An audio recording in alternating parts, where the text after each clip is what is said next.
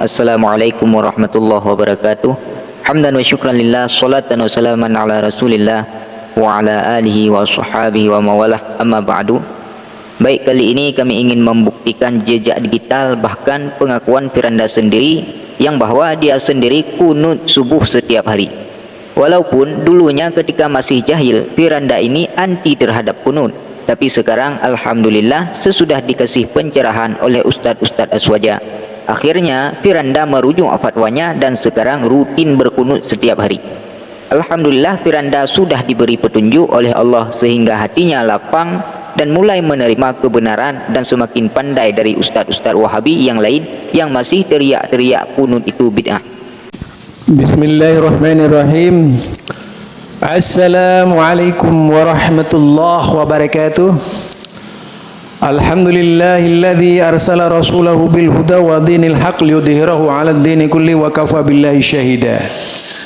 Kembali bersama saya Zulkarnain El Maduri. Bincang-bincang kali ini berkaitan dengan seorang YouTuber ya, yang mengangkat dan mempermasalahkan kunutnya Ustadz Firanda di suatu kampung di mana mereka itu mayoritas berkunut. Kemudian Ustadz Firanda ikut berkunut. Konon katanya itu atas nasihat Aswaja, itu bohong banget. Karena memang di Salafi tidak seperti yang digambarkan oleh YouTuber ini. Jadi Salafi itu tidak sebagaimana yang digambarkan oleh YouTuber. Dan kemudian mengatakan jahil kepada mereka yang tidak berkunut. Naudzubillah min dzalik. Ini orang klaimnya sudah luar biasa, alias menampakkan kebodohannya sendiri, kejahilannya sendiri. Wong orang tidak berkunut sejak dahulu kala banyak. Di zaman Nabi saja kunut tidak seperti yang digambarkan oleh orang ini. Mengapa kemudian dikatakan jahil? Apa tidak lebih jahil orang yang mengatakan jahil kepada orang lain yang tidak berkunut? Berbicara soal kunut itu berbicara ilmu, bukan berbicara jahil dan tidak jahil, tapi berbicara ilmu, berbicara dalil, berbicara berkaitan dengan agama. Apakah memang sumber tentang kunut itu sahih atau tidak? Itu persoalannya. Soal sekarang Ustadz Firanda itu berkunut di kaumnya yang banyak berkunut, itu sama halnya dengan yang ditempuh saya. Saya pada waktu masuk di sebuah daerah yang mayoritas berkunut, dan kebetulan tugas di situ, saya pakai kunut, tapi tidak berarti bahwa saya bagian dari mereka.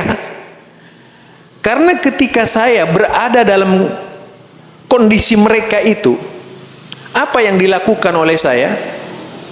Selama saya tugas di daerah tersebut, mengikuti kebiasaan mereka.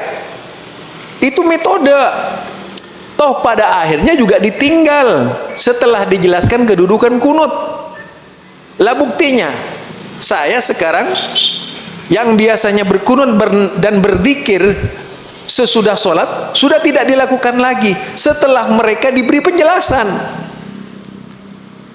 Rupanya Anda yang jahil menurut saya, tidak paham metode dakwah.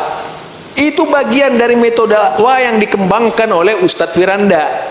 Bukan karena banyak yang menasihati dari Aswaja.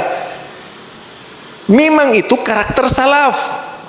Bagaimana ulama-ulama dahulu kala dari kalangan salaf yang berbeda pendapat, seperti Imam Ahmad bin Hambal misalnya, dengan muridnya Imam Syafi'i, itu dua hal yang berbeda. Demikian juga misalnya pengikutnya Imam Malik dengan pengikutnya Imam Abu Hanifah. Abu Hanifah menolak kunut. Nah, Berkaitan dengan dalil kunut sudah jelas sekali kok. Di masa sahabat saja kunut sudah dikatakan bid'ah. Yang mengatakan itu sahabat Nabi, bukan orang sekarang. Jelas perkataannya itu adalah perkataan bid'ah, hal yang baru yang tak pernah dicontohkan oleh Rasulullah sallallahu alaihi wasallam. Jadi itu yang dimaksud. Artinya ketika Ustadz Firanda berkunut di tengah-tengah jamaah mayoritas jemaah yang berkunut, tentu itu bagian dari strategi dakwah yang memang harus dilakukan oleh seorang muslim, bukan karena ada nasihat dari Aswaja. Salah Anda itu, berarti Anda memang tidak paham dakwah. Anda pahamnya cuman menggoreng saja yang bisa, tidak paham agama.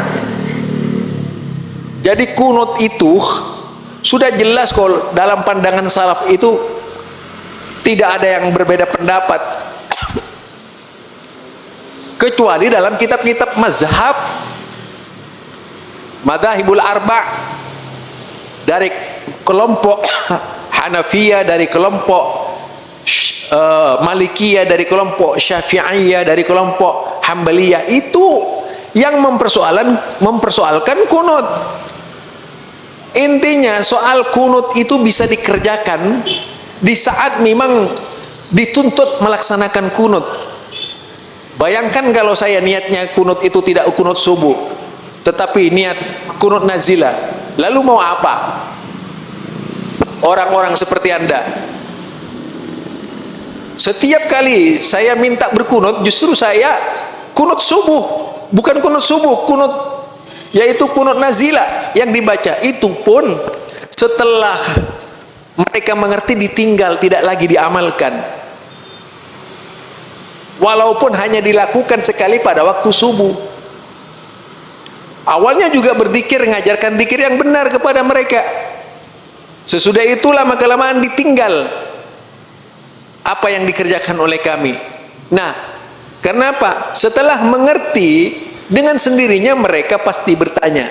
Barangkali itu yang harus Anda pahami terlebih dahulu berkaitan dengan strategi dakwah, metode dakwah ketika masuk kampung.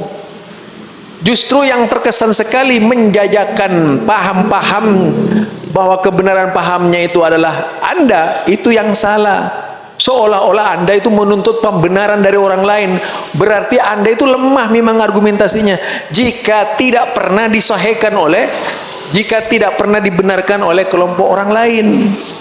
Harusnya tidak seperti itu. Jika memang sebuah kebenaran yang harus dianut oleh kelompok Anda bukan lagi berpijak kepada Ustadz Firanda. Itu salah besar Anda.